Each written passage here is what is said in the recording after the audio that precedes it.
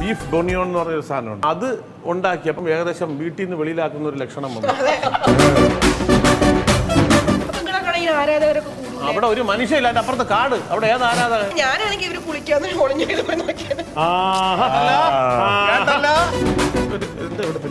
അവിടെ ഉണ്ടാക്കിയെടുത്ത് അങ്ങോട്ട് വെച്ചതേ ഉള്ളൂ.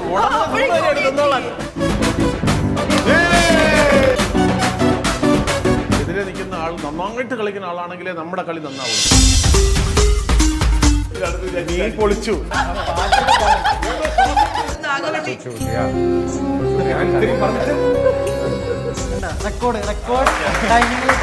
തളിരിലെ കൂട നീർത്തി ലാളിച്ചു വളർത്തിയ ഇളവാഴക്കൂമ്പിലെ തേൻ തുള്ളികൾ.